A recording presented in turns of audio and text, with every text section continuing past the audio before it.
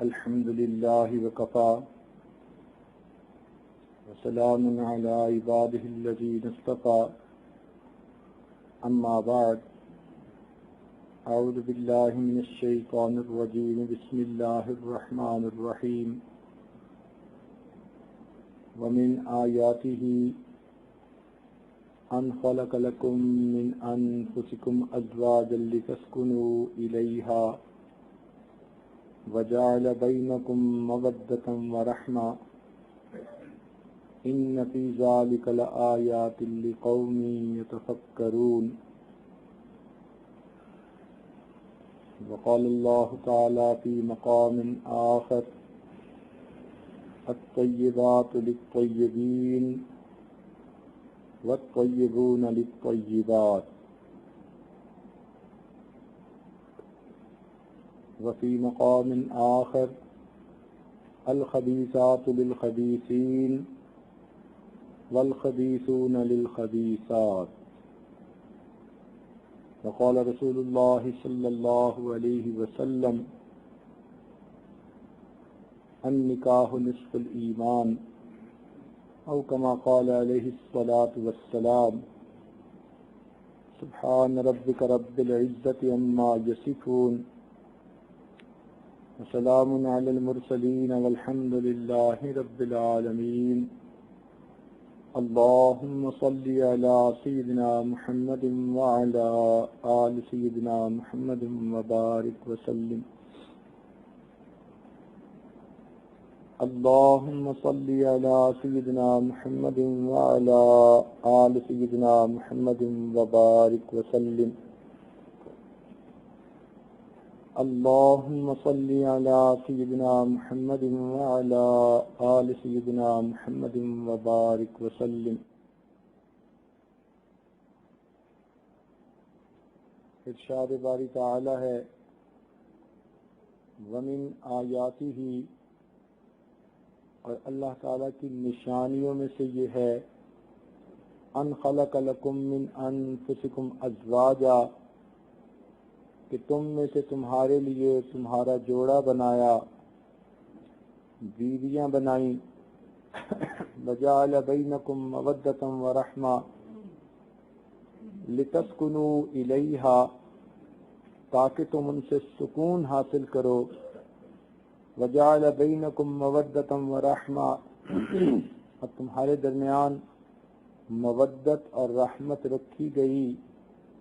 ان فی ذلک لآیات لقوم یتفکرون،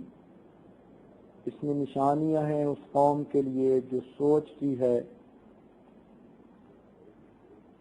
چنانچہ آج کی گفتگو کا عنوان یہ ہے کہ خامدوں کو گھروں میں اپنی بیویوں کے ساتھ کیسے رہنا چاہیے۔ گھر آباد کرنے کے لیے کچھ اصول و ضوابط ہوتے ہیں، اگر اس کے مطابق زندگی گزاریں تو گھر آباد ہو جاتے ہیں، اور جہاں کوئی اصول ہی نہ ہو، کوئی قانون ہی نہ ہو، کوئی طریقہ ہی نہ ہو، تو وہ گھر تو جانوروں کا ڈربہ ہے، اس گھر کے اندر کسی کو سکون نہیں مل سکتا۔ نبی علیہ السلام نے ارشاد فرمایا حبب الی من دنیاکم ثلاث، تمہاری دنیا میں سے مجھے 3 چیزیں پسند ہیں۔ سبحان اللہ، تمہاری دنیا کا لفظ کہہ کر بتلا دیا کہ مجھے اس سے کوئی سروکار نہیں، مجھے دنیا سے کوئی محبت نہیں، تمہاری دنیا میں سے مجھے 3 چیزیں محبوب ہیں۔ کون کون سی؟ فرمایا الطیب، مجھے خوشبو بہت پسند ہے، اور دوسری بات فرمایا المرأۃ الصالحہ، نیک بیوی، وہ مجھے بہت پسند ہے، اور تیسرا فرمایا جعلت قرۃ عینی فی الصلاۃ، میری آنکھوں کی ٹھنڈک نماز میں بنا دی گئی ہے۔ یعنی 3 باتیں ایسی کہیں کہ پوری زندگی کے لیے نچوڑ ہیں، اس لیے کہ عطر اور خوشبو سے دماغ معطر ہوتا ہے، نیک بیوی کو دیکھ کر دل کو سکون ملتا ہے اور نماز پڑھ کر انسان کی روح کو سکون ملتا ہے۔ گویا یہ تین چیزیں ایسی ہیں جو انسان کے دل و دماغ کو سکون دیتی ہیں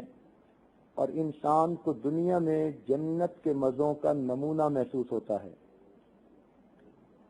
شادی کا بنیادی مقصد کہ میاں بیوی کے ذریعے گناہوں سے بچے اور بیوی اپنے میاں کے ذریعے گناہوں سے بچے، اس لیے ان دونوں کو زندگی کا ساتھی کہتے ہیں۔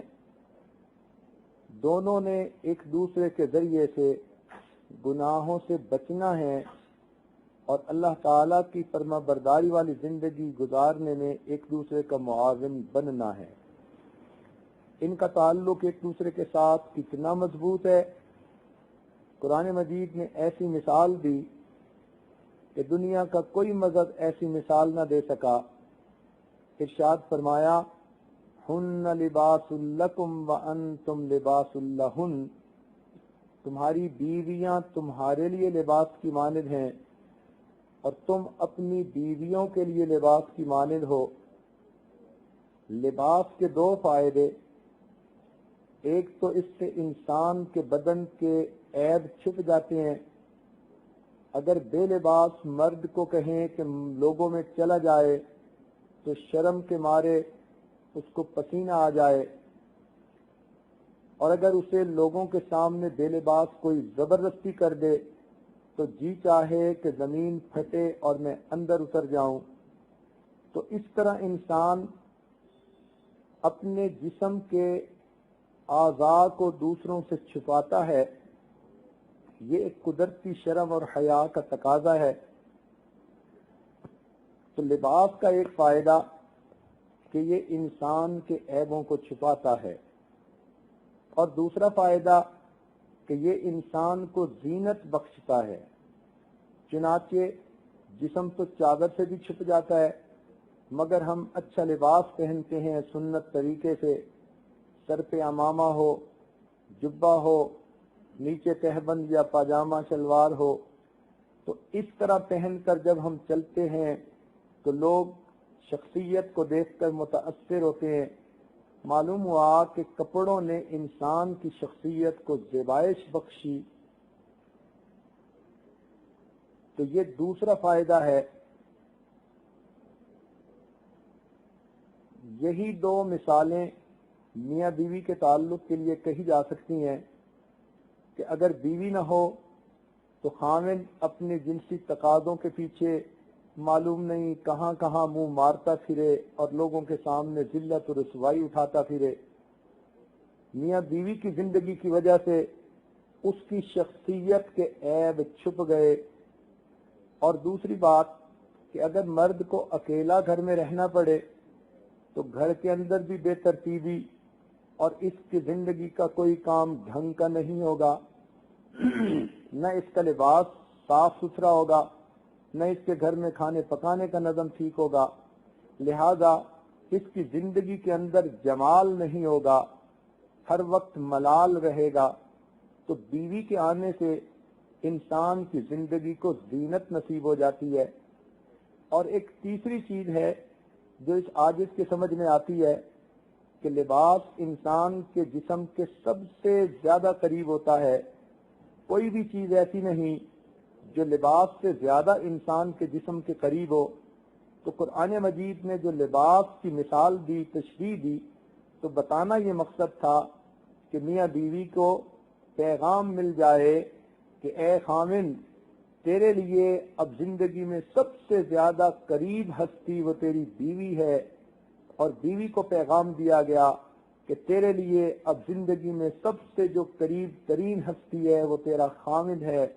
تم دونوں ایک دوسرے کے لباس کی طرح ایک دوسرے کے جسم کے قریب ہو۔ تو جب کوئی چیز اتنی قریب ہوتی ہے تو صاف ظاہر ہے کہ اس سے انسان کو محبت ہوتی ہے، تعلق ہوتا ہے۔ تو قرآن مجید نے میاں بیوی کے درمیانی تعلق کو اتنے خوبصورت لفظ کے ساتھ تشریح دے کر واضح کر دیا کہ انسان کی عقل اس بات پر حیران ہوتی ہے۔ تاہم شادی کا بنیادی مقصد قرآن مجید میں یہ ہے لتسکنوا الیہا، کہ تاکہ تم اس سے سکون پاؤ۔ معلوم ہوا کہ جو لوگ شریعت و سنت کے اصولوں والی زندگی گزارتے ہیں ان کی زندگی میں سکون ہوتا ہے، اور جہاں آپ دیکھیں کہ میاں بیوی کی زندگی میں سکون نہیں، ہر وقت کا جھگڑا ہے، چخ چخ ہے، ہر وقت کی جلی کٹی باتیں ایک دوسرے کو کرتے سناتے ہیں، بحث مباحثہ ہے، سمجھ لیں کہ کہیں نہ کہیں دال میں کالا ہے، یا بیوی کی طرف سے کوتاہی ہے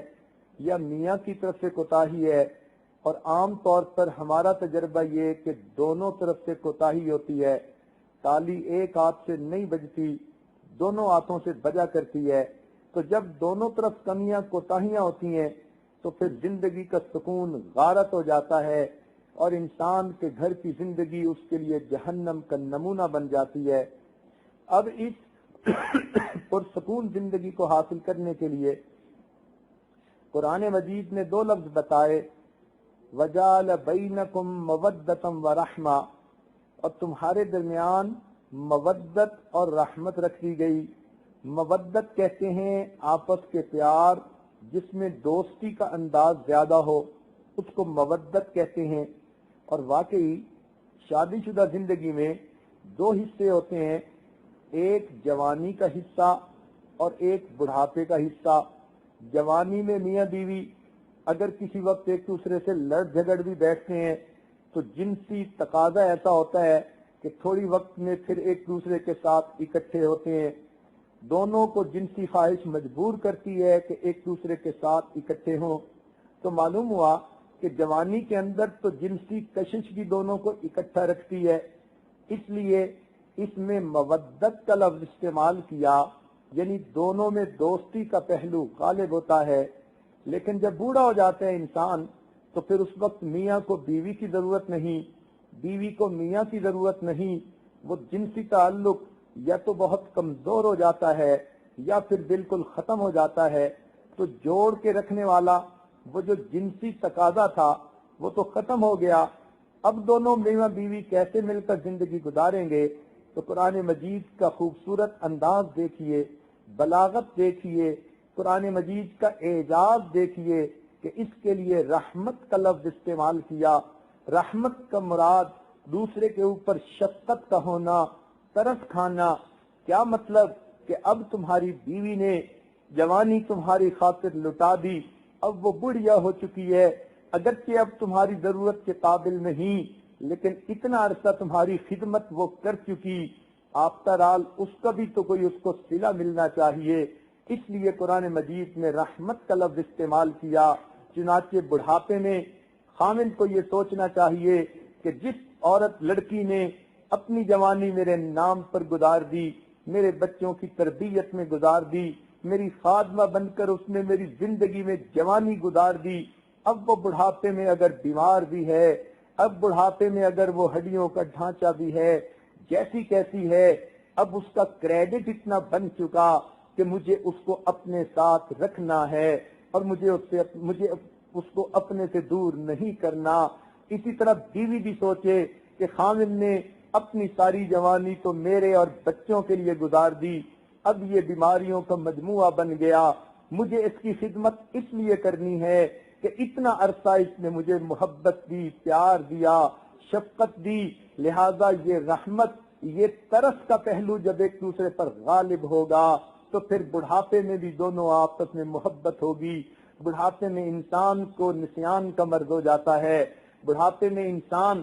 ذرا جلد بازی طبیعت میں آ جاتی ہے، غصہ زیادہ ہو جاتا ہے، لیکن جب ایک دوسرے کے اوپر رحمت اور شفقت کا معاملہ غالب ہوگا پھر ایک دوسرے کی غلطیوں سے درگزر کرنا آسان ہوگا۔ باوجود اپنی کمی کوتاہیوں کے اور بڑھاپے کی بیماریوں کے میاں بیوی بڑھاپے میں بھی محبت بھری زندگی گزاریں گے۔ تو دین اسلام کا حسن دیکھیے کہ ازدواجی زندگی میں دو لفظ استعمال کیے، مودت کا تعلق جوانی کی زندگی کے ساتھ ہے اور رحمت کا تعلق بڑھاپے کی زندگی کے ساتھ ہے۔ بہرحال ہم اگر قرآنی تعلیمات کو اپنی مشعل راہ بنائیں گے تو یقیناً ہمیں قبر میں جانے تک اللہ تعالی سکون کی زندگی عطا فرمائیں گے۔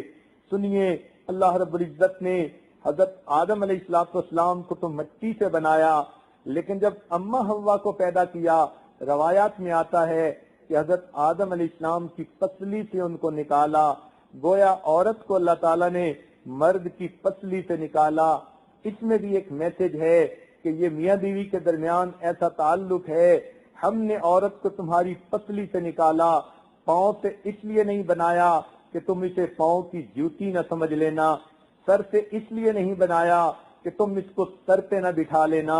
ہم نے اسے پسلی سے بنایا ہے اور یہی تمہارے دل کے سب سے زیادہ قریب ہے، لہذا اے خامن تم اپنی بیوی کو دل کے قریب رکھنا، تمہاری زندگی اچھی گزر جائے گی۔ اللہ رب العزت نے انسان کو محبت بری زندگی گزارنے کا حکم دیا، چنانچہ یہ شادی شدہ زندگی اسلام کے نزدیک عبادت ہے۔ اللہ تعالیٰ فرماتے ہیں لا رہبانیت فی الاسلام، رحمانیت اسلام میں نہیں، فرمایا والرہبانیت ابتدعوہا ما کتبناہا علیہم، کہ رہبانیت جو عیسائیوں نے گھڑ لی تھی وہ تو ایک بدعت تھی، اللہ تعالیٰ نے تو اس کا حکم نہیں دیا۔ رہبانیت یہ تھی کہ لوگ کہتے تھے شادی شدہ زندگی اللہ کی معرفت کے راستے میں رکاوٹ ہے، لہذا مرد تو عیسیٰ صفت بن کے رہیں، عورتیں ننز بن کے رہیں، ساری زندگی شادی نہ کریں تاکہ اللہ کی معرفت میں رکاوٹ نہ ہو۔ اسلام نے آ کر بات کو کھول دیا کہ نہیں، یہ تو من گھڑت بدعت ہے، شادی اللہ تعالیٰ کے تعلق میں رکاوٹ نہیں ہوتی۔ اے لوگوں، غاروں میں جا کر تم اللہ رب العزت کو نہیں پا سکتے، اللہ تعالیٰ کو جو راستہ جاتا ہے وہ جنگلوں اور غاروں سے ہو کر نہیں جاتا، ان گلی کوچوں بازاروں سے ہو کے جاتا ہے۔ تم اپنے گھروں میں اپنی بیویوں کے حقوق ادا کرو گے تو پھر اللہ تعالیٰ کا قرب پالو گے۔ لہذا دین اسلام نے جو ہے محبت و پیار کی زندگی گزارنے کی تلقین دی۔ آج کفر کی دنیا میں لو میرج کا لفظ بہت عام ہے، وہ لوگ شادی سے پہلے ہی ایک دوسرے کے ساتھ جنسی تعلقات اختیار کر لیتے ہیں، لیو ٹوگیدر کرنا شروع کر دیتے ہیں۔ شریعت نے، اسلام نے اس کو 100% حرام قرار دے دیا اور فرمایا کہ اسلام میں لو میرج کا تصور نہیں بلکہ لو آفٹر میرج کا تصور ہے۔ جب شادی ہو گئی تو اب آپس میں جتنی محبت و پیار کی زندگی گزار سکتے ہو گزارو۔ شریعت نے شادی کا معاملہ فقط لڑکے اور لڑکی پر نہیں چھوڑا، یہ بات سمجھائی کہ یہ دو انسانوں کا یا جسموں کا ملاپ نہیں، دو خاندانوں کا ملاپ ہے۔ کفر کی دنیا میں شادی دو جسموں کا ملاپ ہوتی ہے اور دین اسلام میں شادی دو خاندانوں کا ملاپ ہوتی ہے۔ اسی لیے لڑکے اور لڑکی کی عمر میں ناتجربہ کاری ہوتی ہے، وہ ایک دوسرے کو صحیح طرح نہیں سمجھ سکتے، جذباتیت غالب ہوتی ہے، ممکن ہے کہ ان کو فیصلہ کرنے میں غلط فہمیاں ہوں اور کل ان کو مصیبتیں اٹھانی پڑیں۔ ماں باپ چونکہ زندگی گزار چکے ہوتے ہیں، a young leading the young is like a blind leading the blind, they can both fall into the ditch، دونوں گڑھے میں گر سکتے ہیں، لیکن صحیح رہنما وہی ہوتا ہے، a real guide is he who has gone all the roads which you want to go، ایک صحیح راہبر وہی ہوتا ہے جو اس راستے پہ چل چکا ہو جس راستے پہ تم چلنا چاہتے ہو۔ تو ماں اور باپ زندگی گزار چکے ہوتے ہیں، اس لیے شریعت نے کہا کہ لڑکے اور لڑکی کو چاہیے کہ شادی کے معاملے میں ماں باپ کی تجویز کو بھی زیادہ وزن دے، ان کو موقع دے، وہ چناؤ کریں اور چننے کے بعد لڑکے سے بھی پوچھا جائے، لڑکی سے بھی پوچھا جائے، اگر دو چار پرپوزلز موجود ہیں ان میں سے جو زیادہ بہتر نظر آتی ہے اس کو لڑکا بھی اور لڑکی بھی اپنی پسند کے ساتھ اظہار کر دیا جائے۔ اس طرح جب سب مل کر کریں گے تو پھر ایک ایسا کام ہوگا کہ جس میں سب کی کنسنٹ بھی شامل ہوگی اور تجربے کی وجہ سے دھوکہ کھانے کے بھی چانسز کم ہوں گے، کیونکہ کفر کی دنیا میں لڑکا لڑکی مل کے شادی کرتے ہیں، بڑوں کی اس میں کوئی برکت شامل نہیں ہوتی، کوئی مشورہ شامل نہیں ہوتا، اس لیے وہاں پر ایک ایک دو دو سال شادی سے پہلے اکٹھے رہنے کے باوجود جب شادی کرتے ہیں تو ڈائیورس ریٹ 90% سے زیادہ ہو جاتا ہے۔ اب ذرا غور کیجئے، جس معاشرے میں 90% عورتوں کو طلاق ہو جائے، بھلا ان کو دل کا سکون کہاں ملے گا؟ دھکے کھاتی پھرتی ہیں، کبھی ادھر للچا کے دیکھتی ہیں، کبھی ادھر بے سہارا محسوس کرتی ہیں اپنے آپ کو۔ مگر دین اسلام نے کمزوری کو سامنے رکھتے ہوئے عورت پر شفقت فرمائی اور اس کو یہ پروٹیکشن دی کہ نہیں، نکاح کے ذریعے خاوند تمہارا ذمہ دار بنے گا اور تمہارے ماں باپ اس میں شریک ہوں گے۔ لہذا وہ تمام رشتے جن میں ماں باپ بھی نیک اور دیندار ہوں اور نیکی اور دینداری کو سامنے رکھیں، بچہ اور بچی بھی اپنی نیکی سامنے رکھیں اور پھر رشتے دین پر طے ہوں، ایسے تمام گھرانوں کے اندر سکون ہوتا ہے اور محبتیں ہوتی ہیں اور پیار ہوتا ہے۔ اس لیے دین اسلام نے لو آفٹر میرج کا تصور دیا۔ جب نکاح ہو گیا، جتنی محبت کرو گے اتنا اللہ تعالیٰ کی طرف سے اجر ملے گا۔ اس اجر کا تصور یہاں تک پیش کیا گیا کہ نبی علیہ السلام نے ارشاد فرمایا کہ جب میاں اپنی بیوی کو دیکھ کر مسکراتا ہے، بیوی اپنے میاں کو دیکھ کر مسکراتی ہے، اللہ تعالیٰ ان دونوں کو دیکھ کر مسکراتے ہیں۔ اس سے اندازہ لگانا چاہیے کہ اللہ تعالیٰ محبتوں بھری زندگی کو کتنا پسند کرتے ہیں۔ ہمارا ایک تجربہ ہے کہ ہمارے اس ماحول، مسلمانوں کے ماحول میں 99% مسلمان بچیاں شادی کے وقت جب گھر سے رخصت ہوتی ہیں تو ان کے دل کی یہ نیت ہوتی ہے کہ میں نے آج جا کر اپنا گھر بسانا ہے۔ 99% بچیاں گھر بسانے کی نیت سے گھر سے رخصت ہوتی ہیں، آگے خامن سے منحصر ہے۔ اگر اس نے صحیح برتاؤ کیا،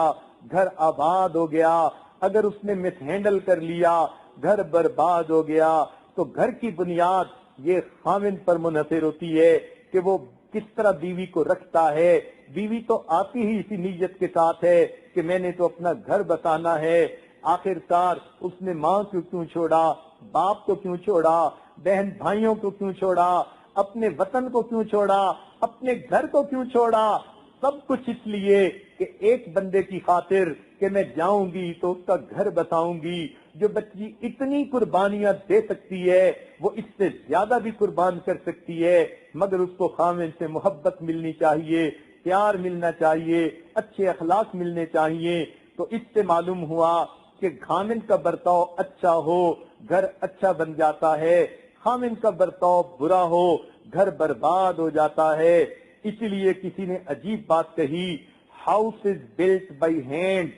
and house is built by hand but home is built by heart. جب اینٹیں جڑ جاتی ہیں مکان بن جایا کرتے ہیں، لیکن جب دل جڑ جاتے ہیں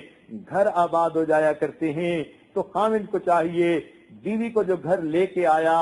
اب دل کو جوڑے اور اپنے گھر کو آباد کرے۔ دیکھیے پھر اللہ تعالیٰ کی طرف سے کیسی رحمتیں ہوتی ہیں۔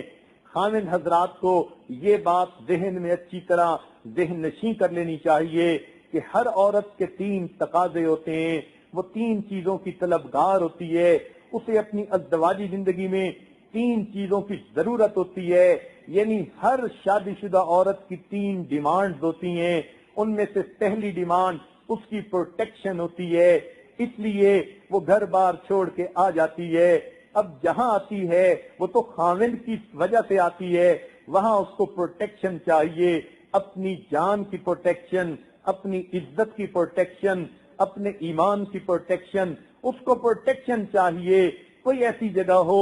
سر چھپانے کی جگہ اس کے پاس ہو، وہ اپنے گھر میں اپنے بچوں کے ساتھ محفوظ رہ سکے، اس کا خاوند اس کی حفاظت کر سکے۔ اگر اس عورت کو پروٹیکشن کی سینس مل گئی تو اس کی ایک ڈیمانڈ پوری ہو گئی، اور یہ اس کا جو ہے فطری تقاضا ہے۔ اگر خاوند کسی جگہ بیوی کو ایسا رکھتا ہے کہ اس کو پروٹیکشن ہی نہیں دے پاتا تو پھر گھر کیسے آباد ہوگا؟ لہذا عورت کو پروٹیکشن ملنی چاہیے، اور اس کا یہ بھی ہوتا ہے کہ وہ بھی انسان ہے، یہ نہیں کہ اچھی باتیں ہوئیں تو تب تو ٹھیک ہے، ذرا سی غلطی ہوئی ہم تمہیں اکھاڑ کے پھینک دیں گے، جیسے کسی مرجھائے ہوئے پودے کو پھینک دیتے ہیں۔ تو یہ سیلف آف پروٹیکشن اس کے اندر نہیں ہوتی۔ خامد ایسی محبت دے کہ بیوی یہ سمجھے کہ یہ میری اچھائی کو بھی قبول کرے گا، اور اگر مجھ سے کوئی کوتاہی ہوئی، اس کے اندر حلم اتنا ہے، ظرف اتنا ہے کہ یہ میری کوتاہی کو بھی قبول کرے گا، اصلاح کی کوشش کرے گا، یہ نہیں کہ مجھے توڑ کے پھینک دے گا۔ لہذا سب سے پہلی چیز جو بیوی کی ضرورت ہوتی ہے، اس کو پروٹیکشن چاہیے، خامند اس کی اچھائی اور برائی کا ذمہ دار بنے، بیوی کو یہ تسلی دے کہ ہاں تم اب میری خاطر یہاں آئی ہو، اب تمہارے نفع نقصان کا میں ذمہ دار ہوں۔ جب خامند کو بیوی یوں محسوس کرے گی کہ یہ میرا سہارا ہے، میرے ساتھ، یہ میرے لیے جو ہے زندگی کا سایہ ہے، مجھے اللہ تعالیٰ نے ایک آسمان کی چھت عطا کر دی اور ایک خامد کے گھر کی چھت عطا کر دی، میں 2 چھتوں میں رہتی ہوں، مجھے اب کیا فکر کی ضرورت ہے؟ تو عورت کے اندر سے فیئر آف ان نون نکل جاتا ہے، کل کو کیا ہوگا، میرے مستقبل کا کیا بنے گا، عورت کے ذہن سے یہ خطرہ دور ہو جاتا ہے، لہذا عورت گھر میں پرسکون ہو جاتی ہے۔ تو سب سے پہلی چیز ازدواجی زندگی میں عورت کو پروٹیکشن کی ضرورت ہوتی ہے، اور خامند کو چاہیے کہ وہ یہ پروٹیکشن اسے پرووائڈ کرے۔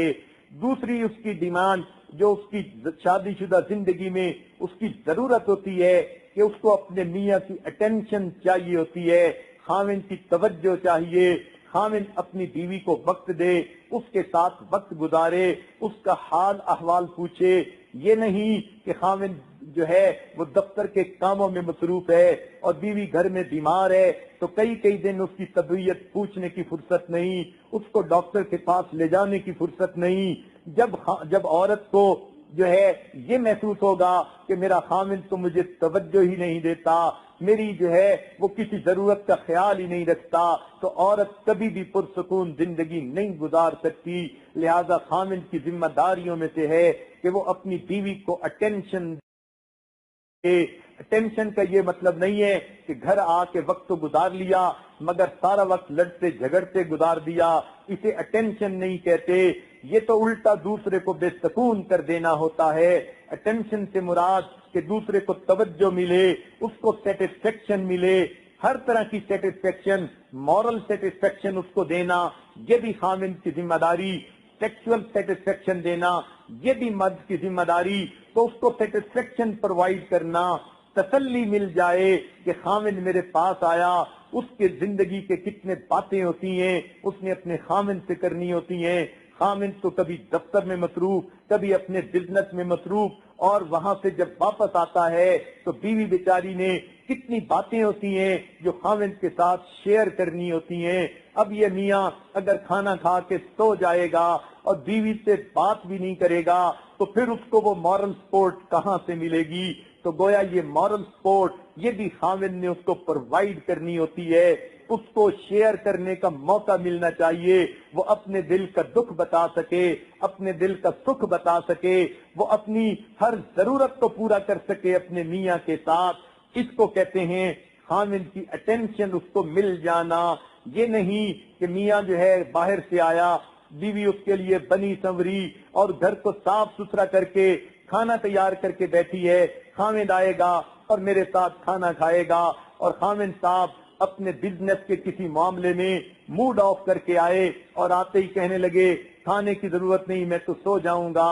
سوچئے پھر اس بیوی کے دل پہ کیا گزرے گی۔ تو پہلی چیز اس کو پروٹیکشن کی ضرورت ہوتی ہے، اور دوسری چیز اس کو خامند کی اٹینشن کی ضرورت ہوتی ہے۔ اب اگر خامند اس پر توجہ نہ دے، ساس سسر جتنا مرضی قربان ہوتے پھریں، اس کی نندیں اس کے جتنے مرضی گن گاتی پھریں، بیوی کو کبھی سکون نہیں مل سکتا، وہ ہمیشہ پریشان رہے گی، اس لیے کہ اس کو خامند کی توجہ نہیں ملتی۔ اس لیے کتنی مرتبہ دیکھا کہ اپنے میں رشتہ داریاں ہوتی ہیں، خامند اپنی خالہ کے گھر جاتی ہے، سب لوگ اس کے ساتھ بہت اچھے ہوتے ہیں مگر اس کا میاں کسی بری عادت میں گرفتار ہوتا ہے، ہوش میں ہی نہیں ہوتا، پینے پلانے کے چکر میں ہوتا ہے۔ ایسی عورت کو کبھی بھی سکون نہیں مل سکتا، اس لیے کہ جس کی خاطر وہ گھر چھوڑ کے آئی اب وہی اس کو توجہ نہیں دے پاتا تو پھر اس کو کیسے سکون ملے گا؟ تو یہ اس کی شرعی ضرورت ہے اور ڈیمانڈ ہے، اور یہ خامند کی رسپانسبلٹی ہے کہ وہ بیوی کو اٹینشن دے تاکہ وہ بیوی اپنے دل کا دکھ سکھ اس کے ساتھ کر سکے، اپنا وقت اس کے ساتھ گزار سکے۔ اور ایک تیسری چیز کہ بیوی چاہتی ہے جب میں خاوند کے لیے ہر چیز کی حفاظت کرتی ہوں، خاوند کے کہنے کے مطابق ہر کام کو پورا کرتی ہوں، تو میرے اچھے کام پر مجھے شاباش ملنی چاہیے، تعریف ہونی چاہیے، میری قدر ہونی چاہیے۔ جب اچھے کام بیوی کرے اور خاوند اس کی پرواہ نہ کرے، وہ انکنسیڈریٹ بن جاتا ہے، پھر بیوی کو کہاں سکون ملے گا؟ کیونکہ اس نے تو بیوی کی جو ہے کسی اچھی بات کا دھیان ہی نہ دیا۔ بیوی اس کی خاطر اچھے اچھے کھانے بناتی ہے، یہ کھا تو لیتا ہے مگر کوئی ایک بات ایسی نہیں کہتا جس سے اس کی انکریجمنٹ ہو یا جس سے اس کو ورڈ آف سیٹسفیکشن مل جائیں، ورڈز آف انکریجمنٹ مل جائیں، تو پھر بیوی کو سکون نہیں ملتا۔ لہذا تین چیزیں ابتدا میں یہ بات سمجھ لیجئے کہ ہر دنیا کی ہر بیوی کی یہ ضرورت ہوتی ہے۔ ایک اس کو سینس آف پروٹیکشن ملنی چاہیے، دوسرا اس کو خاوند کی اٹینشن ملنی چاہیے، اور تیسرا اس کو اپریسیشن ملنی چاہیے۔ اس لیے کہ یہ اپریسیشن انسان کی فطرت ہے۔ ہر بندہ اچھا کام کرتا ہے تو چاہتا ہے کہ میرے اچھے کام کو اچھا کہا جائے، تو اگر کوئی اچھے کو اچھا نہ کہے اس کا دل ٹوٹتا ہے۔ اس لیے یہ فطری تقاضا ہے، خاوند کو یہ تینوں چیزیں پوری کرنی ہیں، مگر چونکہ دین کا علم نہیں ہوتا اس لیے خامدوں کی طرف سے کوتاہیاں ہوتی ہیں، غلطیاں ہوتی ہیں۔ آج کی اس محفل میں کیونکہ خامد کے عنوان سے بتانا ہے کہ خامد کو گھر میں کیسے رہنا چاہیے، اس لیے ابتدا میں 10 ایسی خطرناک غلطیاں بتا دیتے ہیں جو اکثر و بیشتر خامد حضرات کر لیتے ہیں اور جن کی وجہ سے گھر کی زندگی بے سکون ہو جاتی ہے۔ خامد حضرات تک اگر اس عاجز کی آواز پہنچے، وہ اس کو توجہ سے سنیں، دل کے کانوں سے سنیں اور اس کو اپنے پلے باندھ لیں۔ سب سے پہلی بات کہ خامد کو چاہیے اپنی بیوی کو کبھی بھی نظر انداز نہ کرے۔ یہ عام طور پر نوجوان بچوں کی عادت ہوتی ہے، اول تو گھر میں آتے دیر سے ہیں، اگر آ بھی جاتے ہیں ادھر ادھر کے کاموں میں مصروف رہتے ہیں، بیوی کو وقت نہیں دیتے، اگر اس کو نظر انداز کر دیتے ہیں، محفل میں بیٹھیں گے، لوگوں کو توجہ دیں گے، بیوی کی طرف دھیان نہیں ہوگا۔ اگر رشتہ داروں کی عورتیں آ گئیں ان کے ساتھ بڑے خوشی سے باتیں کریں گے، مگر بیوی کے ساتھ بات کرنے کی فرصت نہیں۔ یاد رکھیے خامد جو ہے یہ بہت بڑی خطرناک غلطی کرتا ہے، اپنی بیوی کو اگنور کر رہا ہوتا ہے۔ اس کے اوپر آپ نے کتنی حکایتیں سنی ہوں گی، کتنی باتیں سنی ہوں گی کہ اپنی جوانی کے نشے میں وہ یوں سمجھتا ہے یہ تو اب ہے ہی بیوی، اب اس کو جو ہے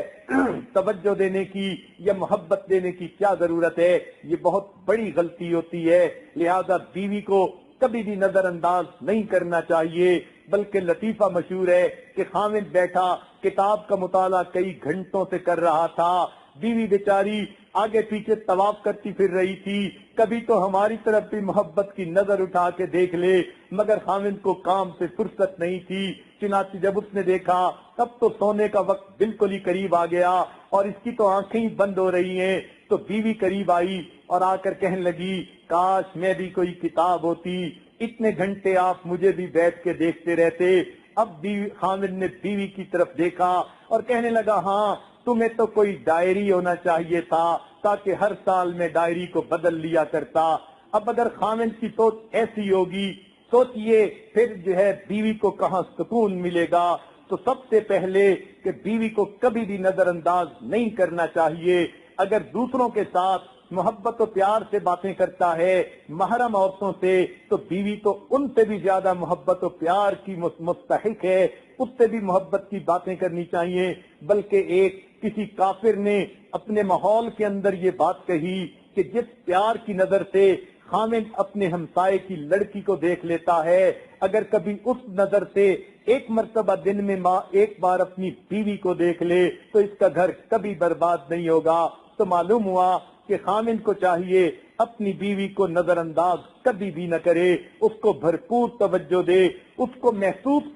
کروائے کہ نہیں، میرے نزدیک تم بہت کچھ ہو، میرے دل میں تمہارے لیے بڑی جگہ ہے، بڑا مقام ہے، تو یہ بیوی کو سیٹسفیکشن مل جاتی ہے۔ تو یہ خطرناک غلطی انسان کبھی نہ کرے کہ بیوی کو نظر انداز نہ کرے۔ کئی خاوند آپس میں بیٹھ کے باتیں کرتے ہیں، اور جی میں نے تو کبھی بیوی کو کوئی ویلیو ہی نہیں دی، وہ پرلے درجے کے بے وقوف ہوتے ہیں، ان کو شریعت کا پتہ ہی نہیں ہوتا، لگتا ہے شریعت کی ہوا ہی نہیں لگی ہوتی، اس لیے وہ کہتے ہیں ہم تو اپنی بیوی کو نظر انداز کرتے ہیں۔ یہ پہلی خطرناک غلطی۔ اور دوسری خطرناک غلطی یہ کرتے ہیں کہ بیوی کے سر پہ ہر وقت تلوار طلاق والی لٹکا دیتے ہیں۔ ذرا سی کوئی بات ہوئی، میں تمہیں فیصلہ دے دوں گا، میں تمہیں گھر پہنچا دوں گا، تم کیا سمجھتی ہو، مجھے کئی رشتے ملتے ہیں، میں تمہیں جو ہے چھوڑ دوں گا۔ یاد رکھنا، جس خاوند نے بیوی کے سر پہ طلاق کی تلوار لٹکا دی، اب اس بیوی کو کبھی سیٹسفیکشن نہیں ہو سکتی۔ خاوند تو ایک دفعہ کہہ کے چلا گیا میں تمہیں طلاق دے دوں گا ورنہ، اور وہ تو نہیں سوچتا کہ بیوی کے ذہن کے اندر کیا طوفان مچ گیا۔ اس کو جو ہے اب بے سہارا اپنی ذات نظر آنے لگ گئی۔ اب وہ بیٹھ کے سوچتی رہتی ہے اگر یہ بندہ مجھے چھوڑ ہی دے تو میرا بنے گا کیا۔ اب وہ کیا کرتی ہے، یا تو پھر والدین سے اپنی ایکویشن اور پکی کر لیتی ہے، ان کو اپنی ہر بات میں رازدار بناتی ہے۔ اگر مجھے خاوند کبھی دھکا دے دے، کم از کم میں اپنے ماں باپ کے پاس تو چلی جاؤں، کیونکہ اب اس کو سینس آف پروٹیکشن نہیں رہی۔ یا کبھی وہ یہ سوچتی ہے کہ اگر خامن مجھے چھوڑ دے میں کیا کروں، چنانچہ وہ کہے گی اچھا میں جاب کر لوں گی، ماں باپ کے گھر تو جا نہیں سکتی، اس لیے مجھے اپنے آپ کو جو ہے سنبھالنا ہے۔ لہذا اب اس کے ذہن میں شیطان الٹی سیدھی باتیں ڈالے گا، تم اس طرح اپنے آپ کو سپورٹ کر لینا، تم اپنا تعلق فلاں سے بھی رکھو، فلاں سے بھی رکھو۔ بلکہ ہم نے تو یہ تجربہ کیا کہ جو لوگ کہتے ہیں ہم تمہیں طلاق دے دیں گے، بات بات پر ان کی بیویاں اگر دیندار نہ ہو تو وہ دوسرے مردوں کے چکر میں پڑ جاتی ہیں، ان کو بھی سٹینڈ بائی کے طور پر رکھتی ہیں، پھر ان کے ذہن میں گناہ نہیں رہتا۔ شیطان ان کو سکھاتا ہے یہ خاوند تو پتہ نہیں کب تمہیں چھوڑ دے، اور ماں باپ کے گھر جا کے تو میں نے بیٹھنا نہیں، لہذا اب مجھے کسی اور کو سٹینڈ بائی رکھنا چاہیے۔ لہذا یہ عورت اپنے خاوند کے گھر رہتے ہوئے کسی نہ کسی سے اپنا تعلق اس درجے میں رکھتی ہے اگر یہ مجھے چھوڑے تو کوئی دوسرا اپنانے والا ہو۔ معلوم ہوا کہ یہ الفاظ، یہ تھریٹ ایسی ہے کہ یہ عورت کے لیے گناہوں کا دروازہ کھول دیتی ہے۔ خامدوں کو عقل کے ناخن لینے چاہیے اور یہ لفظ ان کو قطعاً استعمال نہیں کرنے چاہیے۔ جب بیوی بنا کے اپنا لیا، اب زندگی گزارنے کے سودے ہیں، جب تم اس کو تسلی دو گے وہ تمہارا گھر آباد کرے گی، تو یہ کتنی بے وقوفی کی بات ہے۔ چھوٹی چھوٹی باتوں میں اس کو کہتے ہیں میں تمہیں ڈائیورس کر دوں گا، میں تمہیں گھر پہنچا کے آؤں گا، ہاں میں تمہیں ماں باپ کے گھر بھیج دوں گا۔ تو اس سے کیا ہوتا ہے کہ عورت کے ذہن میں فیئر آف ان نون رہتا ہے، لہذا وہ خاوند کے ساتھ کبھی وفادار نہیں رہتی۔ خاوند نہیں سمجھتا طلاق کا لفظ عورت کے لیے بجلی کی طرح ہوتا ہے، لہذا اس لفظ کو کبھی بھی استعمال نہیں کرنا چاہیے۔ ویسے بھی حدیث پاک میں آتا ہے کہ جتنی چیزوں کو اللہ نے جائز فرمایا ان میں سب سے ناپسندیدہ چیز طلاق ہے، تو شریعت نے اس کو پسند نہیں کیا۔ ہاں ضرورت اور موقع کے مناسب کبھی ضرورت پڑ جاتی ہے کہ طلاق ہی علاج ہوتا ہے کسی کے حل کے مسئلے کا، تو اس لیے شریعت نے جائز تو کہہ دیا مگر اس کو پسند نہیں کیا۔ لہذا خامدوں کو چاہیے طلاق کا لفظ کبھی اپنی زبان سے مت نکالیں۔ چنانچہ ہمارے تجربے میں ایک بات آئی، ایک میاں بیوی تھے، میاں صاحب نے ایم اے کیا ہوا تھا، کالج کے اندر پروفیسر تھے، اور ان کی بیوی نے M A L L B کیا ہوا تھا۔ دونوں نیک دیندار تھے، جوان العمر تھے، مگر دونوں کے گھر میں کھٹ بٹ رہتی تھی، کوئی پرسکون زندگی نہیں تھی۔ شادی کو 7 سال گزر گئے، 10 سالوں میں کوئی سکون کا دن انہوں نے شاید گزارا ہوگا۔ چنانچہ جب دونوں سلسلے میں داخل ہوئے تو دونوں کے اپنی اپنی طرف سے یہ بات پہنچائی، بیوی نے علیحدہ خط میں لکھی، خاوند نے علیحدہ بیٹھ کر بات کی کہ ہم آپس میں کوئی سیٹ نہیں ہو پائے، اگرچہ لکھے پڑے ہیں، اگرچہ ہم دیندار ہیں، لیکن لگتا ہے کہ ہماری گاڑی لمبی نہیں چلے گی۔ اس عاجز نے ذرا دونوں سے بات معلوم کی تو پتہ چلا کہ میاں صاحب کی عادت تھی ذرا سے غصے میں آ کے کہہ دیتے میں لکھا پڑھا ہوں، پروفیسر ہوں، اور اگر تم جو ہے میری بات نہیں مانو گی میں تمہیں طلاق دے کے دوسری شادی کر لوں گا۔ اس کی وجہ سے عورت کے اندر انسیکیورٹی آ گئی تھی اور وہ بھی پھر میاں کے ساتھ جھگڑے کرتی تھی۔ جب اس عاجز نے ڈائگنوز کر لیا کہ ان دونوں کے درمیان اصل مرض یہ ہے تو ایک مرتبہ دونوں کو بلایا، بیوی پردے میں آئی، خاوند آیا، خاوند اور بیوی کو بٹھا کر کہا آپ دونوں کی جو ہے خوشیوں کا ایک حل اس عاجز کے پاس موجود ہے۔ وہ کہنے لگے کیا؟ میں نے خاوند سے کہا وعدہ کرو گے کہ اس کو پورا کرو تو پھر میں وہ حل آپ کو بتاتا ہوں، مگر اس کے بعد تمہاری زندگی جنت کا نمونہ بنے گی۔ وہ بڑے حیران ہو گئے، ایسا کون سا حل ہے؟ میں نے خاوند سے وعدہ لیا کہ یہ میرے ساتھ وعدہ کرو کہ تم اپنی بیوی کو طلاق نہیں دے سکتے جب تک کہ تم مجھ سے مشورہ نہیں کر لو گے، اور میں بھی ہاں نہیں کہہ دوں گا۔ خاوند نے جب یہ وعدہ کیا، اب بیوی کو پروٹیکشن مل گئی، سیکیورٹی مل گئی، چنانچہ جب واپس گئے اس کے بعد کبھی بھی ان کے درمیان دوبارہ جھگڑا نہیں ہوا، اس لیے کہ بیوی کو اب یقین ہو گیا حضرت صاحب سے میرے خاوند نے وعدہ کر لیا اب یہ طلاق مجھے نہیں دے سکتا، لہذا اب اس کو زندگی کی سکون نصیب ہو گیا۔ تو خاوند لوگ یہ بہت بڑی کوتاہی کر لیتے ہیں، ان کو پتہ ہی نہیں ہوتا کہ یہ لفظ عورت کے ذہن میں کتنا انقلاب برپا کر دیتا ہے، اس کو ذہن میں منافقت پیدا کر دیتا ہے، اس کی شخصیت کو توڑ کے دو میں بدل دیتا ہے، سپلٹ پرسنالٹی وہ بن جاتی ہے۔ طلاق کا نام سن کر اس کے دماغ میں شیطان کسی دوسرے غیر محرم کا تعلق ڈال دیتا ہے، گناہوں کے دروازے کھل جاتے ہیں، وہ بساتی گھر کسی اور کا ہے مگر دل میں کسی اور کو بسا رہی ہوتی ہے۔ یہ کتنی واہیات اور بری بات ہے، لہذا خاوندوں کو چاہیے کہ وہ طلاق کی تھریٹ کبھی بھی نہ دیں۔ ہاں مسائل ہوتے ہیں، پرابلمز ہوتے ہیں، ان کے جائز اور بھی طریقے ہیں سمجھانے کے، ایک طلاق کا لفظ تو سمجھانے کے لیے اللہ نے نہیں بنایا، لہذا چاہیے کہ ہمیں اس کے سمجھانے کا طریقہ جو ہے وہ اختیار کرنا چاہیے۔ قرآن مجید میں جہاں میاں بیوی کے درمیان کوئی رنجش ہوئی یا بیوی نے غلطی کی تو قرآن مجید نے اس کی تعدیب کا طریقہ بتایا، سب سے پہلی بات سمجھائی کہ تم اس سے اپنے جو ہے وہ بولنا بند کر دو، یعنی بولنا جو ہے کم کر لو، تو جب کم کرو گے تو صاف ظاہر ہے کہ وہ تمہیں منا لے گی، غلطی سے ہٹ آئے گی، اور اگر یہ بھی نہیں تو وَاهْجُرُوهُنَّ فِي الْمَضَاجِعِ، پھر تمہیں چاہیے کہ تم اس کو جو ہے بستر جدا کر لو، تو وہ پھر سمجھ جائے گی کہ میاں مجھ سے واقعی ناراض ہے۔ اب جب اتنی باتیں بتائی گئیں تو اس میں کہیں طلاق کا لفظ تو نہیں لیا گیا، تو معلوم ہوا شریعت بھی چاہتی ہے کہ سمجھانے کے طریقے اور بھی ہیں، پہلے ان کو کیا جائے، حتیٰ کہ اگر وہ فحش غلطی گناہ بھی کر بیٹھی ہے شریعت کہتی ہے اس کے بعد تم اس کو اگر مارنا بھی چاہو تو شریعت تمہیں تھوڑی اجازت دے گی، مگر اس کی بھی حدود و قیود ہیں، اور یہ عام بات پہ نہیں کہ نمک تیزوں پہ ہاتھ اٹھا لیا، یہ اس عورت کے لیے ہے کہ جو اخلاقی غلطی کر بیٹھی، اس پر مرد کو حکم دیا گیا کہ پہلے تم اس سے ناراض ہو، وہ تمہیں منائے، پھر بھی نہیں سمجھی بستر جدا کر لو، پھر بھی نہیں سمجھی اب ذرا اس کو تھپڑ بھی دو چار لگا دو، مگر پشت پہ لگاؤ،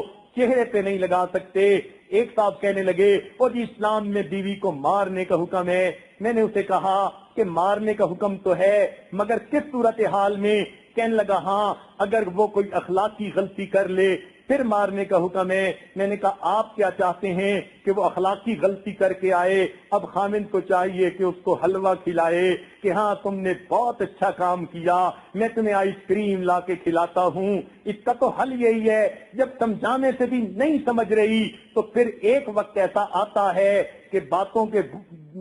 لاتوں کے بھوت پھر باتوں سے نہیں مانا کرتے، اس لیے شریعت نے پھر اس کو علاج کے طور پر یہ کڑوی دوا پلانے کا حکم دیا۔ مگر اس دوران کہیں طلاق کا لفظ تو نہیں آیا قرآن کی آیت میں، تو معلوم ہوا کہ شریعت بھی یہ چاہتی ہے کہ مسائل کا حل ڈھونڈا جائے، مگر طلاق حل نہیں ہے۔ طلاق کا جہاں حکم آیا، شریعت کہتی ہے فَبَعْثُوا جو ہے تم بلاؤ اپنوں میں سے بھی 2 بندے، ان کے بھی 2 بندے، وہ بھی آپس میں بیٹھ کے مشورہ کریں۔ تو معلوم ہوا کہ طلاق سے پہلے بھی مشورت کو رکھا گیا، تو طلاق تو سب سے آخری چیز ہوتی ہے، اس سے پہلے کتنے مراحل ہیں۔ تو خاندوں کو یہ بات اچھی طرح سمجھنی چاہیے، ذرا سی بات پہ کہہ دینا تمہیں طلاق دے دوں گا، یہ انتہائی پرلے درجے کی بے وقوفی ہوتی ہے۔ اسی طرح تیسری خطرناک غلطی، خامد ہر وقت بیوی کو کہتے رہتے ہیں کہ تم تو اتنی خوبصورت نہیں، میں دوسری شادی کر لوں گا۔ یہ دوسری شادی کی دھمکی دینے کی کیا ضرورت ہوتی ہے؟ گو شریعت نے مرد کو اجازت دی کہ وہ 4 شادیاں کر سکتا ہے، لیکن ہمارے ماحول معاشرے میں جب مرد کے سب تقاضے اس کی بیوی پورا کر رہی ہے، اس کو کیا مصیبت پڑی ہے کہ وہ اس بیوی کو دوسری شادی کی دھمکی دے یا سوکن لانے کی دھمکی دے، خواہ مخواہ اس کی زندگی میں بھی پریشانی پیدا کرے، اپنی زندگی میں بھی پریشانی پیدا کرے۔ یاد رکھنا 2 بیویوں کے درمیان عدل و انصاف کرنا یہ انسان کے اوپر فرض ہوتا ہے، اور یہ عدل کرنا انسان کے بس کی بات نہیں ہوتی۔ سنیے قرآن مجید اس پر گواہی دے رہا ہے، ارشاد فرمایا وَلَن تَسْتَطِيعُوا أَن تَعْدِلُوا بَيْنَ النِّسَاءِ وَلَوْ حَرَصْتُمْ، تم کتنے حریص کیوں نہ ہو جاؤ، تمہارے اندر کتنا ٹھرکی پن کیوں نہ ہو، تم 2 بیویوں کے درمیان انصاف نہیں کر سکتے۔ تو جب شریعت کہتی ہے تم انصاف کر ہی نہیں سکتے، کمزور ہو، تو پھر اتنا بڑا بوجھ کیوں لے کر قیامت کے دن اللہ کے حضور جاؤ گے؟ اس لیے حدیث پاک میں آتا ہے جس بندے کی 2 بیویاں ہوں اور وہ ان کے درمیان انصاف نہ کرتا ہو، قیامت کے دن فالج زدہ انسان کی طرح اللہ تعالیٰ کے سامنے اس کو کھڑا کیا جائے گا، اور پھر اس کو شرمندگی ہوگی کہ میں نے اپنی بیویوں میں نا انصافی کی۔ تو جب اتنا انصاف ہم کر ہی نہیں پاتے، یہ بہت بڑا چیلنج ہے، لہذا دوسری شادی کوئی چھوٹی سی بات نہیں ہوتی، تو ایسی دھمکی دینے کی کیا ضرورت ہوتی ہے؟ اس عاجز نے امریکہ کی ایک کمیونٹی میں بعض بیویوں کی طرف سے یہ باتیں سنی، خاوند ہم پر توجہ نہیں دیتے، ان کو خوب سے خوب تر کی تلاش رہتی ہے، اور یہ نیک لوگوں کی باتیں تھیں جو سلسلے میں بیٹھ تھے۔ جب اس عاجز نے کمیونٹی کی کئی عورتوں کی طرف سے یہ پیغام سنا یا محسوس کیا، تو پھر خاوندوں کی ذرا ایک کلاس لی، ان کو بلا کر بٹھایا، ذرا حال احوال پوچھے۔ پتہ یہی چلا کہ اس ماحول میں چونکہ ان کو ہر طرف گوری لڑکیاں ملتی ہیں، ایک سے بڑھ کر ایک خوبصورت ہوتی ہے، تو ذہن اسی طرف رہتا ہے کہ یہ بیوی تو اتنی خوبصورت نہیں، فلاں لڑکی زیادہ خوبصورت ہے، اس کے ساتھ بھی شادی ہو سکتی ہے۔ تو اب دوسری شادی کا خیال ان کے ذہن میں ہے، کریں یا نہ کریں یہ اور بات ہے، مگر آپشن ان کو نظر آتی ہے، لہذا اس وجہ سے وہ گھر میں بیویوں کو پوری طرح پیار نہیں دیتے۔ لہذا اس عاجز نے ان سب کو ایک مرتبہ بلایا اور خوب ان کی اچھی طرح کلاس لی، اور ان کو کہا کہ تم اپنے ذہنوں سے آج یہ نکال دو کہ تم نے دوسری شادی کرنی ہے، جس سے پہلے کر لی، ذرا اس کو تو مطمئن کر کے ہمیں دکھا دو۔ جب اس کو مطمئن کرو گے تب تمہارے بارے میں اگلی بات سوچیں گے، کیونکہ ان کا بیت کا تعلق تھا، اور اس میں نیک دیندار اور متقی لوگ تھے، بڑے بڑے عالم لوگ تھے، کئی بڑے بڑے حافظ تھے، قاری تھے، اور دوسرے آفیسر حضرات تھے، کافی سارا مجمع تھا۔ جب سب کو اچھی طرح یہ بات سمجھائی گئی اور ان سے یہ وعدہ لیا گیا کہ تم اپنی موجودہ بیوی کو مطمئن کرو گے تو پھر تم میرے پاس آنا کہ اب ہمیں دوسری کی ضرورت ہے۔ جب وہ وعدہ کر کے گئے، چنانچہ 1 ہفتے کے اندر وہ خود واپس آئے اور کہنے لگے حضرت عجیب بات ہے، جس دن سے دوسری شادی کا خیال ہم نے ذہن سے نکال دیا، اب ہمیں یہ بیوی اتنی پیاری لگنے لگ گئی، شکل بھی اچھی لگتی ہے، عقل بھی اچھی لگتی ہے، کام بھی اچھے لگتے ہیں، گھر کے اندر سکون محسوس ہوتا ہے، اب ہم نے 100% نظروں کی حفاظت بھی کر لی ہے، تو یہ بہت بڑی خطرناک غلطی ہوتی ہے کہ خاوند اپنی بیوی کو دوسری شادی کی دھمکی دیتا رہتا ہے، ایک کو سنبھال نہیں سکتے اور دوسری کی باتیں کرتے ہیں۔ یہ تو ایسا ہی ہے کہ ایک آدمی ایک من بوجھ تو اٹھا نہ سکے کہ گردن ٹوٹی جا رہی ہے اور پھر جو ہے وہ دعوے کرے میں ایک من اور سر پہ اٹھا لوں گا، پھر تیری ریڑھ کی ہڈی ٹوٹے گی، تیرا تماشا دنیا دیکھے گی۔ یہی حال اس خامد کا ہوتا ہے، لہذا یہ خطرناک غلطی کبھی نہیں کرنی چاہیے، اپنی بیوی کو دوسری شادی کی دھمکی دینا۔ یاد رکھنا اگر تمہیں دوسری بیوی مل سکتی ہے، تمہاری بیوی کو دوسرا خامد بھی مل سکتا ہے۔ اگر تمہارے ریئیکشن میں آ کے کبھی بیوی نے یہ جواب دے دیا ہاں میں بھی دوسری شادی کر کے دکھاؤں گی، تو کیا لڑکی کو لڑکا نہیں مل سکتا؟ پھر تمہارا کیا بنے گا؟ لہذا یہ انتہائی بڑی بے وقوفی ہوتی ہے، بیوی کو کبھی دوسری شادی کی دھمکی نہیں دینی چاہیے۔ تیسری نہ چوتھی خطرناک غلطی عام طور پر خامن لوگ یہ کر لیتے ہیں کہ اپنی بیوی کی کسی غلطی پر اسے لوگوں کے سامنے روک ٹوک کرتے ہیں، لوگوں کے سامنے اس کا مذاق اڑا لیتے ہیں، لوگوں کے سامنے اس کو بے عزت کر دیتے ہیں، ڈانٹ پلا دیتے ہیں۔ اپنے طور پہ تو وہ اچھے بن جاتے ہیں، دوسروں کو میسج مل جاتا ہے کہ دیکھو گھر میں میرا کتنا کنٹرول ہے، بہن کے سامنے بیوی کو ڈانٹ پلا دی، ماں کے سامنے بیوی کو ڈانٹ پلا دی، اور بہن اور ماں کی نظر میں بڑے اچھے بن گئے کہ ہاں ہمارا بیٹا تو بڑا کنٹرول رکھتا ہے گھر میں۔ بہن کہتی ہے میرے بھائی کا تو گھر میں بڑا کنٹرول ہے، تو ماں بہن کی نظر میں اچھے بن گئے، مگر اپنی بیوی کی نظر میں تم نے اپنے وقار کو صفر بنا دیا۔ اس لیے ہر ایک کی اپنی عزت نفس ہوتی ہے، جب کسی کی عزت نفس کو مجروح کیا جائے گا تو پھر اس انسان کا دل ٹوٹ جائے گا، اور یہ چیز گناہ ہوتی ہے۔ ارے چھوٹے بچے کو لوگوں کے سامنے ڈانٹ دیا جائے، وہ رونا شروع کر دیتا ہے، اس کی عزت نفس مجروح ہوتی ہے، اور عورت تو پھر بالآخر بڑی ہوتی ہے، اس کو تو عزت نفس کی زیادہ پرواہ ہوتی ہے، لہذا اس کی عزت نفس کا خیال کرنا چاہیے، اس کو نصیحت کرنی ہے، تنہائی میں کرو، اور اگر تعریف کرنی ہے لوگوں کے سامنے کرو، اس کو زندگی کا اصول بنا لو۔ تنہائی میں بیوی کو اگر جلی کٹی بھی سنا دو گے بیچاری برداشت کر جائے گی، مگر لوگوں کے سامنے کی ذلت برداشت کرنا مشکل ہوتا ہے، اس لیے کسی کی ایگو کو ہرگز جو ہے ٹریگر نہیں کرنا چاہیے، اور یہ بات ذہن میں رکھیں کہ بیوی کو دوسروں کے سامنے کبھی بھی اس طرح تنقید کا نشانہ نہ بنائے، وہ زندگی کی ساتھی ہے، تھوڑا وقت دونوں کو علیحدگی میں ملتا ہے، ایک دوسرے کو سمجھا لو، جو سمجھانا ہے، لوگوں میں تم اس قسم کی باتیں کرو گے تمہاری اپنی ایکویشن ان بیلنس ہو جائے گی۔ لہذا چوتھی غلطی کہ لوگوں کے سامنے اپنی بیوی کو بے عزت نہیں کرنا چاہیے، عزت نفس کو مجروح نہیں کرنا چاہیے، بلکہ ماہر نفسیات نے لکھا ہے کہ بچہ جب تنہائی میں گرتا ہے اور اس کو زیادہ چوٹ لگتی ہے وہ نہیں روتا، اٹھ کے کھڑا ہو جاتا ہے، لیکن اگر لوگوں کے سامنے گر جائے آدھی چوٹ بھی لگے رونا شروع کر دیتا ہے، اس لیے کہ لوگوں کے سامنے اس کی عزت نفس مجروح ہوتی ہے، وہ درد سے نہیں رو رہا ہوتا،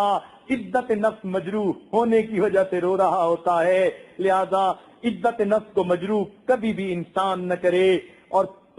یہ 4 باتیں ہوئیں۔ 5ویں خطرناک غلطی عام طور پر خامد یہ کرتے ہیں کہ بیوی کو وقت نہیں دیتے، بلکہ وقت ملا، اب امی کے پاس بیٹھے باتیں چل رہی ہیں اور رات کے 12 بج گئے، نیند سے جب آنکھیں پر ہو گئیں، اب کمرے میں آ کے دھم سے لیٹ گئے اور بیوی سے بات بھی نہیں، کوئی پوچھنا بھی نہیں کہ تم جیتی ہو یا مرتی ہو، تمہاری طبیعت ٹھیک ہے یا بیمار ہو۔ اب ایسا اگر خامن بیوی کو وقت ہی نہیں دے گا تو صاف ظاہر ہے کہ یہ بہت بڑی غلطی ہے، یہ اس کا شرعی تقاضا ہے کہ بیوی کو وقت ملے خامند کا، لہذا وقت دینا چاہیے۔ کچھ نوجوانوں میں یہ عادت ہوتی ہے دوستوں کی محفل کی زینت بن کے بیٹھ جاتے ہیں اور رات کو 12-1 بجے گھر آنے کی عادت ہوتی ہے، یہ لوگ اپنے گھر کو اجاڑ بیٹھتے ہیں، دوستوں کی محفل کو سنوار بیٹھتے ہیں تو بھلا کیا فائدہ اس کا؟ لہذا